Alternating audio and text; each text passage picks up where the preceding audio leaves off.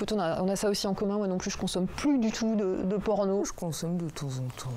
Quand j'ai pas envie d'appeler monsieur, hop, dans mon petit coin. Une fois, il regarde mon historique, il fait « Mais tu regardes le même contenu que moi !» La même vidéo, perdue dans les méandres du net. Je trouve ça beau, c'est pour ça qu'on s'est mariés. Que tu puisses dire ça en mode hyper décomplexé, c'est vraiment que le couple, il est parfait.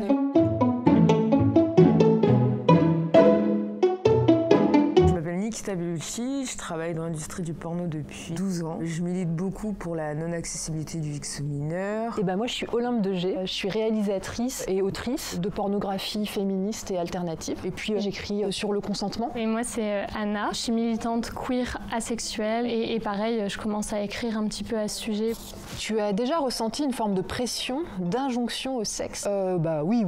Je sais pas vous, mais j'ai l'impression que quand on est assigné femme à la naissance, forcément oui. Bizarrement, ce qui m'a le plus marqué, c'est que je me suis souvent en fait forcée à avoir des rapports sexuels dans le cadre conjugal, on va dire, parce que je considérais qu'il fallait quoi. Enfin, que sinon mon couple était honteux parce qu'on n'avait pas baisé depuis X temps. Oui, c'est quelque chose dont on parle énormément en asexualité. Il y a cette pression qui est omniprésente de par le marketing, la société, les copines, enfin absolument tout. En asexualité, on arrive parfois à se construire un fantasme qui est factice et sous le joug de cette pression, en effet. Moi, je l'avais ressenti dans ma carrière porn. À l'époque, on me mettait beaucoup la pression, sans nous le dire, mais on nous faisait un peu comprendre que si on dépassait pas certaines limites, si on faisait pas telle ou telle pratique, on faisait pas carrière, on n'avançait pas, etc. J'ai traversé pas mal de phases dépressives et c'est des phases où du coup la libido elle est pas là quoi. J'ai pas du tout envie de rapport sexuel. Dans ces moments-là, j'avais vraiment cette honte de plus avoir cette envie et que ça a changé pour moi. Ça, mais c'est récent, hein, depuis que je suis avec mon partenaire actuel, que j'arrive à dire en fait en ce moment j'ai pas de libido. On peut se faire plutôt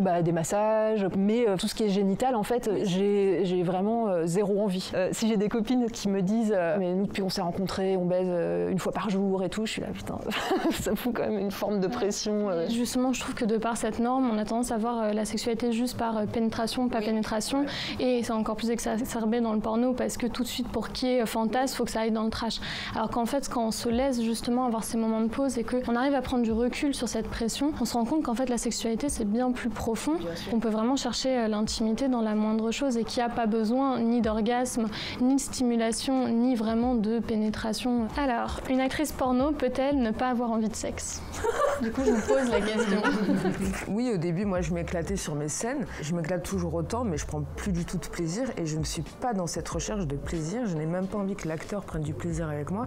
Si je sens qu'il s'abandonne, enfin, c'est limite, je vais couper la caméra. Je ne suis pas ton plan, quoi, tu vois. Mais le plaisir que je vais prendre, c'est l'image qui va être sur l'écran, comment interpréter le rôle, comment mettre le fantasme en image. Moi, on peut me mettre n'importe quel acteur, m'embrer comme ça, je ne prendrai aucun plaisir, ça ne me fait rien. Il y a besoin de plus de cérébral, quoi. Je dissocie vraiment le fait d'engager du sexe parce qu'on l'a décidé, par volonté, du désir. Mon premier film que j'ai réalisé, j'étais performeur. Au moment où il a fallu que le rapport sexuel commence, je n'avais pas du tout envie. Par contre, j'avais envie que mon film voie le jour.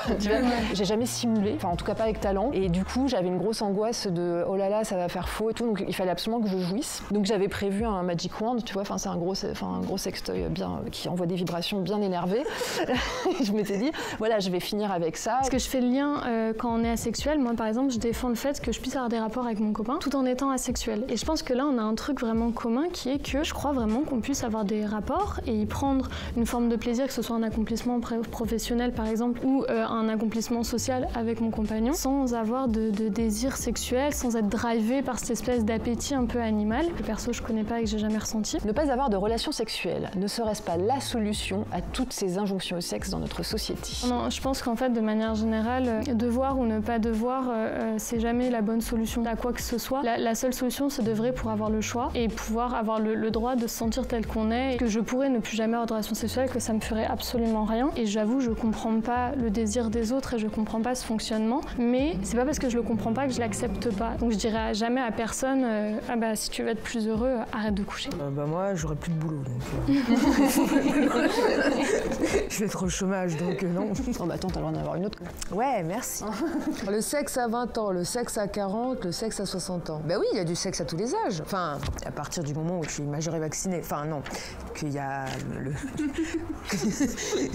que tu es dans la légalité. Moi, je sais qu'à 20 ans, le sexe, je le consommais, je m'en foutais totalement. Puis maintenant que j'en ai 33, je vais plus le sacraliser, en fait. Et je pense d'ailleurs, à cause du métier que je fais, maintenant, le sexe, j'y mets beaucoup plus d'importance. Effectivement, moi, j'ai eu une attitude aussi très consommatrice des hommes plus jeunes, parce que je crois que ma valeur était assez intrinsèquement liée à ma désirabilité. Et je pense à un besoin de validation masculine dans le fait que tu vois, t'es étiquetée bonne meuf une fois pour toutes. Là, maintenant que j'ai bientôt 40 ans, je trouve que j'ai réussi à complètement décorréler ce besoin de validation avec ma sexualité. Donc du coup, j'ai une sexualité qui est plus rare mais plus qualitative. Aujourd'hui, une personne que le sexe n'intéresse pas, on la juge, on la trouve bizarre.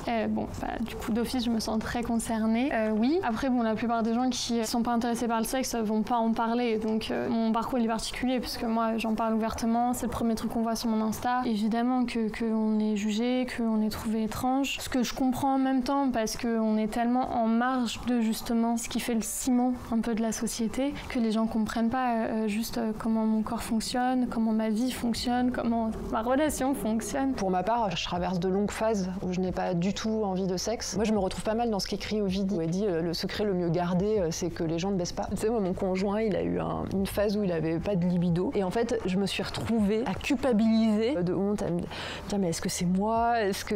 on en a parlé, il me fait non, mais en fait, juste là, je suis ultra stressée par le taf. Et c'était aussi simple que ça.